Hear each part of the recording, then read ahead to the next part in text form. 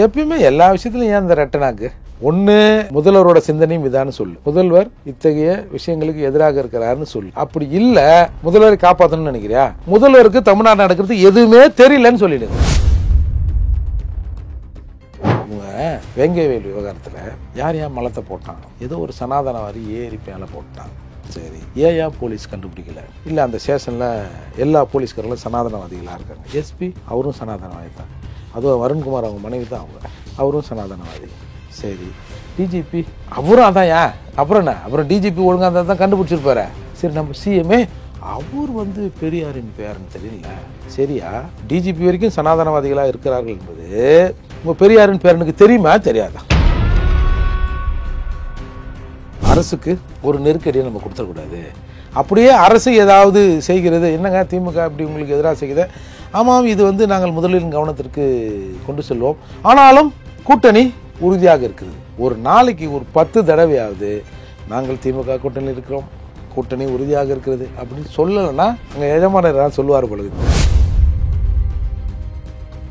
ஓட்டு போட்டு தேர்ந்தெடுக்கணும், அதுக்கு மெஜாரிட்டி வேணும், அதுக்கு தேர்தல் அறிவிக்கப்படணும், எந்த சிந்தனையும் இல்லாமல் எங்கால் தான் ஏன் முதல்வர் அப்படின்னு வெளிப்படையாக இன்னைக்கு கோஷம் போடுறோம். இதா சொல்லு, நான் பொது வாழ்வில் 50 ஆண்டுகள் இருக்கிறேன் அப்படின்னு சொல்கிறீங்களே நீங்கள், சொல்லுங்க, நான் தான் அடுத்த முதல்வர். 22%, 22.5% எங்கள் மக்கள் இங்கே தமிழகத்தில் இருக்கிறோம். இன்றைக்கு ஆட்சியில் இருக்கிற திமுக வெற்றி பெற்றதில் 13% எங்கள் சமூகத்துக்கு ஓட்டு. நான் தான் முதல்வர், அடுத்த முதல்வர். சொல்லுங்க பார்ப்போம்.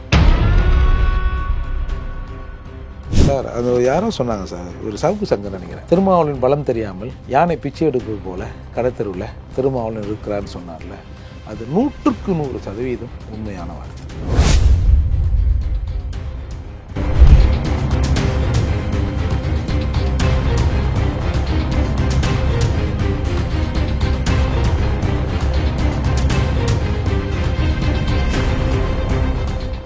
ரியல் ஒன் வாய்ஸ் நண்பர்கள் நேயர்களுக்கு வணக்கம். பல்வேறு முக்கியமான தகவல்களை நம்முடைய வாசகர்களுடன் பகிர்ந்து வரும் புரட்சி தமிழகம் கட்சி தலைவர் வழக்கறிஞர் ஏர்போர்ட் மூர்த்தி அவர்கள் நம்முடைய இருக்கிறார். வணக்கம் சார். விடுதலை சிறுத்தைகளுடைய கட்சி தலைவர் தொல் திருமாவளவன் அவர்களை பொறுத்த வரைக்கும் இந்த மத நல்லிணக்கத்தை பேணி காக்கக்கூடிய முதலமைச்சர் ஆட்சியிலையும் மத நல்லிணக்க மாநாட்டுக்கு காவல்துறையினரும் ஆட்சியில நிர்வாகத்தில் இருக்கக்கூடியவர்களும் அனுமதி கொடுக்க மாட்டேங்கிறாங்க அப்படின்ற கருத்துக்களை முன் வச்சிருக்கிறாங்க. இதை எப்படி பார்க்கிறது? என்ன காரணம் அப்படின்னா, ஆட்சி திமுக ஆட்சி நடக்கிறது, முதல்வர் அவர்கள் ஸ்டாலின் அவர்கள் இருக்காங்க, அவர் மத நல்லிணக்கத்தை தான் கையில் எடுத்து அரசியல் செய்துட்டு இருக்காங்க அப்படிங்கிறத திருமாவளவன் அவர்களே தெரிவிக்கிறாங்க. அதே நேரத்திலையும் எனக்கு இது கிடைக்கல அப்படின்னா எப்படி பார்ப்பது? எப்பயுமே எல்லா விஷயத்துலையும் ஏன் இந்த ரெட்டனாக்கு? ஒன்று, முதல்வரோட சிந்தனையும் இதான்னு சொல்லு. முதல்வர் இத்தகைய விஷயங்களுக்கு எதிராக இருக்கிறாருன்னு சொல்லு. அப்படி இல்லை, முதல்வரை காப்பாற்றணும்னு நினைக்கிறியா? முதல்வருக்கு தமிழ்நாடு நடக்கிறது எதுவுமே தெரியலன்னு சொல்லிடுங்க. 2 விஷயமா தான் இருக்கணும். ஏன்னா ஒரு மாவட்ட எஸ்பி அவராக இந்த கூட்டத்துக்கு அனுமதி தருவதற்கான அனுமதி தரக்கூடாதுன்னு நம்மளா முடிவு பண்ணணும்னு அவர் நினைக்க மாட்டார். நேரடியாக உள்துறை, அதாவது உளவுத்துறை கேட்டு தான் அவர் முடிவு பண்ணுவார். நாட்டில் இருக்கிற உளவுத்துறை உயர் அதிகாரிகள் நேரடியாக சிஎம்ஐ எப்போ வேணாலும் போய் சந்திக்கலாம், தங்களுடைய கருத்துக்களை எப்போ வேணாலும் சிஎம் கவனத்துக்கு கொண்டு போகலாம் என்ற நிலையில் தான் இங்கே செட்டப் இருக்குது. அப்படி தானே? அப்படி இருக்க போது அதிகாரியாக பார்த்து எப்படி சார் முடிவு பண்ணுவான்? இவங்க வேங்கைவேல் விவகாரத்தில் யார் ஏன் மலத்தை போட்டான்? ஏதோ ஒரு சனாதனவாதி ஏறி மேலே போட்டான். சரி, ஏன் போலீஸ் கண்டுபிடிக்கல? இல்லை, அந்த ஸ்டேஷனில் எல்லா போலீஸ்காரங்களும் சனாதனவாதிகளாக இருக்காங்க. எஸ்பி அவரும் சனாதனவாதி தான். அதுவும் வருண்குமார் அவங்க மனைவி தான், அவரும் சனாதனவாதி. சரி, டிஜிபி அவரும் அதான். ஏன் அப்புறம் என்ன? அப்புறம் டிஜிபி ஒழுங்காக இருந்தால் தான் கண்டுபிடிச்சிருப்பாரு. சரி, நம்ம சிஎம்ஏ அவர் பெரியாரின் பேருன்னு தெரியல. சரியா, டிஜிபி வரைக்கும் சனாதனவாதிகளாக இருக்கிறார்கள் என்பது உங்கள் பெரியாரின் பேரனுக்கு தெரியுமா தெரியாதா? அப்படின்னா அதுக்கு பதில் கிடையாது. அப்போது தெரிந்து இதை தமிழக முதல்வர் அலோவ் பண்ணுறார். அப்படி இல்லை, கழுத்துக்கு கீழே அவருக்கு என்ன நடக்குதுன்னே தெரியல. 2 விஷயம் தானே நம்ம வெளிப்படையாக ஒத்துக்கின ஆகணும். அதால் இவரை பொறுத்த வரைக்கும் அந்த மீட்டிங்கில் போய் ஒரு குத்து, இங்கே அண்ணா அறிவாலயம் வந்தால் இங்கே 2 குத்து, ஆக மொத்தம் 3 குத்து, அவ்வளோதான். நீங்கள் பார்த்தீங்கன்னா அவர் அறிக்கையெல்லாம் பார்த்தா ஏற்கத்தக்கதல்ல, ஏற்புடையதல்ல, மனம் வருத்தம் அளிக்கிறது, இது சரியல்ல, இதை மாற்றிக்கொள்ளலாம், இதெல்லாம் எதிராளிகள் சொல்கிற கருத்து. அந்த கருத்துக்கு நீங்கள் அதை பற்றி என்ன நினைக்கிறீங்க? இது ஏற்றுக்கொள்ளத்தக்கதல்ல, இது மன வருத்தம் அளிக்கிறது, இதை அவர்கள் மாற்றிக்கொள்ளலாம், அவர்கள் சிந்தனையில் ஒரு மாற்றம் வர வேண்டும், இப்படி ஏன்னா தோழமை சுற்றல் பண்ணுறவங்க தானே இவங்க. ஏயா வந்து என்னதையா நீயே சொல்ல அப்படின்ன பிறகு நாங்கள் என்ன பட்டியல் சமூக மக்கள்னா தாழ்த்தப்பட்ட மக்கள்லாம் 3ஆம் தர மக்கள் மாதிரி எங்களை நடத்துகிறாரு அப்படின்னு சொன்னதுக்கு சமூகத்தில் பல தரப்பிலிருந்து எதிர்ப்பு வந்தது. உடனே இவர் சொல்கிறாரு அவர் டங் ஸ்லிப் ஆகி போச்சு. யார் டங்கு ஸ்லிப் ஆச்சோ அவங்க சொன்னால் கூட ஐயோ என்னையா நம்ம சொன்னது எதோ பிரச்சனை ஆகிடுச்சு போலுக்குதே, சரி மாப்பிள்ள மாற்றி சொல்லிவிட்டு மாமா அப்படின்னு கூட சொல்லி, இல்லைங்க ஏதோ டங் ஸ்லிப் ஆகி சொல்லிட்டேங்க அப்படின்னு சொன்னால் கூட அதில் ஒரு அர்த்தம் இருக்குது. எங்கேயோ இருக்கிறவர் இல்லை டங் ஸ்லிப் ஆகி போச்சு அப்படின்னு சொன்னவர் எப்பயுமே ஒரு தோழமை சுட்டுதல் பண்ணுறவரில் இவர். அதால் எந்த காரணம் கொண்டும் அரசுக்கு ஒரு நெருக்கடியை நம்ம கொடுத்துடக்கூடாது. அப்படியே அரசு ஏதாவது செய்கிறது, என்னங்க திமுக இப்படி உங்களுக்கு எதிராக செய்கிறது, ஆமாம் இது வந்து நாங்கள் முதலின் கவனத்திற்கு கொண்டு செல்வோம், ஆனாலும் கூட்டணி உறுதியாக இருக்கிறது. ஒரு நாளைக்கு ஒரு 10 தடவையாவது நாங்கள் திமுக கூட்டணியில் இருக்கிறோம், கூட்டணி உறுதியாக இருக்கிறது அப்படின்னு சொல்லலைன்னா அங்கே எஜமானர் தான் சொல்லுவார் பொழுது, என்னப்பா இன்றைக்கி எத்தனை தடவை சொன்னேன், எஜமா 4 தடவை சொல்லியிருக்கேன், ஏன் 10 தடவைலாம் சொல்லலாம், இல்லைங்க இன்னும் இப்போ எங்க ஈவினிங் தானே ஆயிருக்குது, நைட்டுக்குள்ளே இன்னும் ஒரு 6 தடவை சொல்லிடுறேங்க, கூட்டணி வந்து வலிமையாக இருக்குது, எங்கள் கூட்டணியை திமுக கூட்டணியை எந்த கும்பனாலும் உடைக்க முடியாது, நீங்கள் திமுக கூட்டணியில் ஒரு அங்கம், உங்களை மாதிரி 10-15 கட்சி இருக்குது, எல்லாத்துக்கும் வாயாக இவரே சொல்லிடுவார். அந்த வேலையில் அந்த மாதிரி தான் இதையும் ஒரு அரசாங்கம் போலீஸ் மேலேயோ போலீஸோடு நிறுத்திக்கணும். எந்த ஒரு தும்பு தூசம் நம்ம முதல்வர் மீது பற்றக்கூடாது அப்படிங்கிறது எங்கள் அண்ணா ரொம்ப உறுதியாக இருக்கிறவர். இப்போ பார்த்தீங்கன்னா திருமாவளவன் அவர்களை பொறுத்த வரைக்கும் விஜய் குறித்து விமர்சனங்களை முன்வைக்கும் போது அரசியல் இன்னும் கட்சியே ஆரம்பித்து களத்துக்கு வரல, ஒரு தேர்தல் கூட சந்திக்க முடியல, ஆனா முதலமைச்சர் வேட்பாளர் நான் தான் அப்படிங்கிற நிலையில செயல்பட்டு இருக்காங்க. இவங்களுடைய வாக்கு சதவீதமே எத்தனை அப்படிங்கிறது தெரியாது, தேர்தலையே சந்திக்கல அப்படிங்கிற விமர்சனத்தை முன்வைக்கிறாங்க. இப்போ பாத்தீங்கன்னா திமுகவில் இருக்கக்கூடிய கட்சிகள்ல யார் விஜய் அவர்களை அதிக அளவுல விமர்சிக்கிறாங்க அப்படின்னு எடுத்து பார்த்தோம் அப்படின்னா தொல் திருமாவளவன் அவர்கள் விசிக தான் முன்னணியில இருந்துகிட்டு இருக்கு. இதை எப்படி பாக்குறீங்க சார்? உங்கள் பார்வையில் விஜய் வந்து ஒரு கூத்தாடி, விசிக பார்வையில் அப்படிதானே எல்லாரும் விமர்சனம் பண்ணாங்க. பொதுவெளியில் ஒரு கூத்தாடி, ஒரு கோமாளி, சரி இருக்கட்டும், ஒரு கூத்தாடி ஒரு கோமாளி, இன்னும் கட்சி இப்போ தான் ஆரம்பிச்சிருக்காரு, ஒரு 2 மாநாடுன்ற பேரில் வெளியில் வந்திருக்காரு. அவர் சரியானவரா, அரசியல் உள்ளவரா இல்லையான்றது வேற ஒரு டிஸ்கஷன். ஆனால் தமிழகத்தின் முதல்வர் நான் தான். கூடுகிற தொண்டர்கள் ஓட்டு போட்டு தேர்ந்தெடுக்கணும், அதுக்கு மெஜாரிட்டி வேணும், அதுக்கு தேர்தல் அறிவிக்கப்படணும், எந்த சிந்தனையும் இல்லாமல் எங்கால் தான் முதல்வர் அப்படின்னு வெளிப்படையாக இன்றைக்கி கோஷம் போடுறான். ஏதா சொல்லு, நான் வந்து பொது வாழ்வில் 50 ஆண்டுகள் இருக்கிறேன் அப்படின்னு சொல்கிறீங்களே நீங்கள், சொல்லுங்கள், நான் தான் அடுத்த முதல்வர். என்னையா 22%, 22.5% எங்கள் மக்கள் இங்கே தமிழகத்தில் இருக்கிறோம். இன்றைக்கு ஆட்சியில் இருக்கிற திமுக வெற்றி பெற்றதில் 13% எங்கள் சமூகத்துக்கு ஓட்டு, நான் தான் முதல்வர், அடுத்த முதல்வர். சொல்லுங்கள் பார்ப்போம். சரி அதை கூட விட்டுருங்க சார். செவுத்தில் நாளை முதல்வர்னு எது சொல்லுங்கள் பார்ப்போம் சார். அது யாரோ சொன்னாங்க சார், ஒரு சவுக்கு சங்கர் நினைக்கிறேன், திருமாவளவன் பலம் தெரியாமல் யானை பிச்சை எடுப்பது போல கடத்தெருவில் திருமாவளவன் இருக்கிறான்னு சொன்னார்ல, அது 100% உண்மையான வார்த்தை. திருமாவளவனின் பலம் என்பது இந்த சமூக மக்களின் எண்ணிக்கையின் பலம். இப்போ திருமாவளவன் இந்த சமூகத்துக்காக, எங்கள் அண்ணன் இந்த சமூகத்துக்காக நின்று இருந்தால், ஏன் இப்போ எங்களை போன்றவர்களாம் என்ன உங்கள் செயல்பாடில் கொஞ்சம் மாறுதல் தேவைண்ணா, கொஞ்சம் மாற்றிங்கண்ணா, ஏன்னா இப்படி இருக்கிறீங்க, சும்மா இந்த கவர்மெண்ட் எது செஞ்சாலும் அதுக்கு வந்து நீங்கள் அப்ரூவல் தான் கொடுக்குறீங்களே தவிர எதிர்த்து ஒரு கேள்வி கேட்க மாட்டேறீங்க. ஒரு 4 சட்டமன்ற உறுப்பினர் இருக்கிறாங்க. ஒரு தடவை பிஜேபி நம்ம கோவை எம்எல்ஏ அவங்க கூட கேட்டாங்க, வானதி சீனிவாசன் பஞ்சமி நிலம் குறித்து வேறொரு மானிய கோரிக்கையில் பஞ்சமி நிலம் குறித்தான அரசு என்ன பார்வை வச்சிருக்குது அப்படின்ற மாதிரி கேட்டாங்க. ஏன்னா அவங்க ஆளுங்க கேட்க மாட்றாங்க அப்படின்னு கேட்குறோம். திராவிட கடவுள் கூட, அதாவது அந்த கடவுள் கூட கேட்டால் தான் கொடுப்பாரு, திராவிட கடவுள் நம்முடைய முதல்வர் கேட்காமையே கொடுக்குறாரு. யாரு கொடுக்குறாரு? ஏன்னா இந்த மாதிரி பேசி மானத்தை எடுக்கிறாங்க. 4 பேர் இருக்காங்க, நீ இந்த நிலையில் என்ன கேட்குற, நாங்கள் வந்து 4 பேராக இருக்கிறோம், இன்னும் கூடுதல் அதிகாரம் எங்களுக்கு வர வேண்டும், வந்தால்தான் நாங்கள் நம்ம மக்களுக்கு ஏதாவது செய்ய முடியும் அப்படிலாம் சொல்கிறீங்கல்ல. கூடுதல் அதிகாரம் எங்கன்னா போய் கேட்பீங்க? 44 ரிசர்வ் தொகுதி நமக்கு இருக்குது.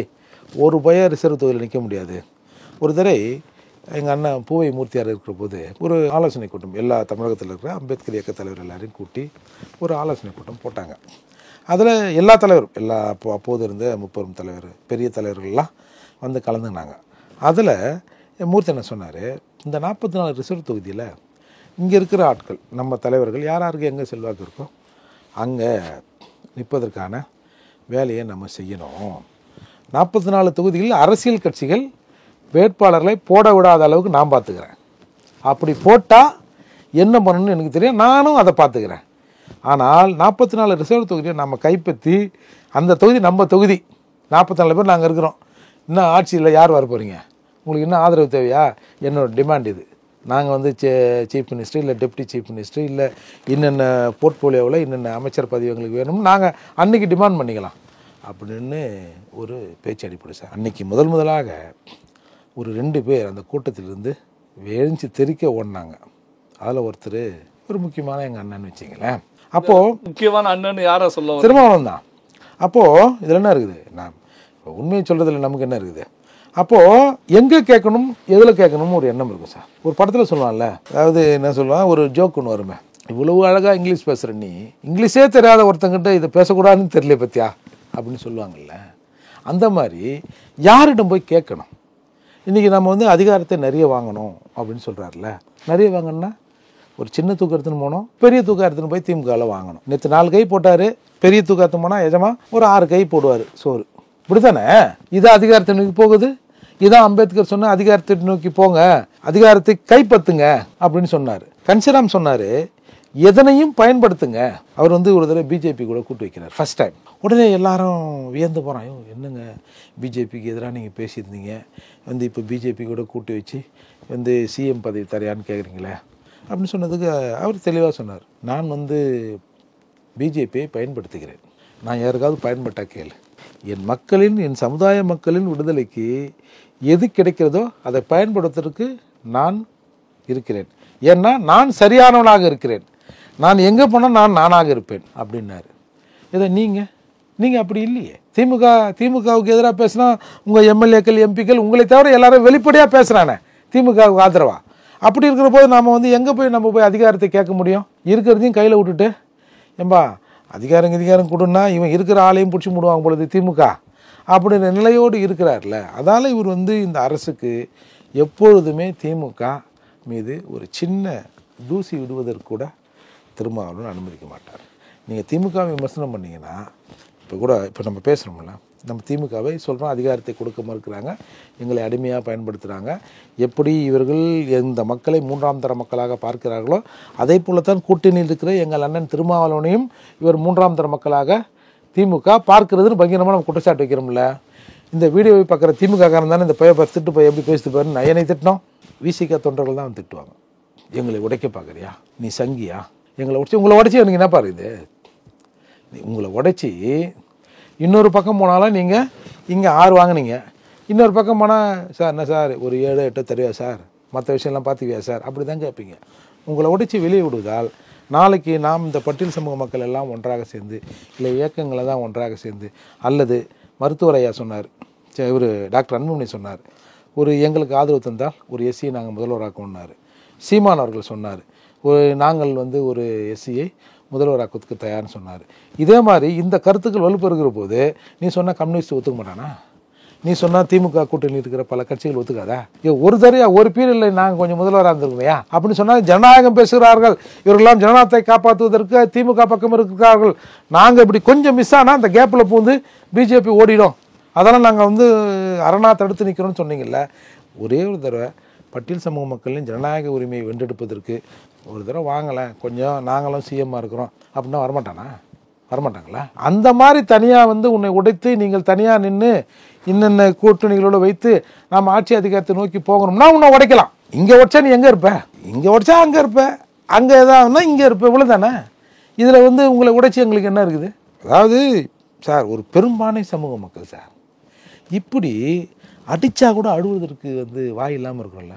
நீ ஒரு அம்மா கிட்ட பேசினார், வீடியோ பார்த்துருப்பீங்க. அந்த அம்மா சொல்லுது, என் பிள்ளையை வெட்டினவங்க எனக்கு தெரியும், ஆனால் நான் பேர் சொல்லி கம்ப்ளைண்ட் கொடுக்க முடியல, கொடுத்தா என்னையை வெட்டுருவாங்கன்னு சொல்லிட்டு நான் கொடுத்த புகாரை திரும்ப பெற்றுக்கொண்டேன், வாபஸ் வாங்கிட்டேன்னு எங்கள் அண்ணன் திருமாவளவன்கிட்ட ஃபோனில் பேசுது. அதையும் மானங்கட்ட டிவிக்கள் எடுத்து செய்தியாக போடுறான். சார் ஒரே ஒருத்தன் இந்த நாட்டில் தப்போ சரியா ஒருத்தவங்க புகார் கொடுக்குறாங்க, அந்த புகாரின் உண்மைத்தன்மையை விசாரிக்கணும்ல. எஸ்சி எஸ்டி வழக்குகளில் புகார் கொடுத்தவருக்கும் அந்த சாட்சியாக இருக்காங்களா விட்னஸ், அவங்களுக்கும் போலீஸ் ப்ரொடெக்ஷன் கொடுக்கணும்னு சட்டம் சொல்லுது. இங்கே தன் புள்ள அடிப்பட்ட 2வது நாள் நான் அந்த புகாரை வாபஸ் வாங்கிட்டேன்னு ஒரு அம்மா சொல்லுது. அப்போது நம்ம எங்கே குப்பை கொட்டி நமக்கு என்ன பிரயோஜனம்? நம்ம முகத்தில் நம்மளே காரி துப்பிக்குவோனா? அதுக்கு கண்ணாடி முன்னாடி நின்று நம்மளே நம்ம மூஞ்சில் காரி துப்பிக்கொள்கிற நிலையில் தான் நம் சமூக மக்கள் இந்த சமூகத்தில் இருக்கிறாங்க.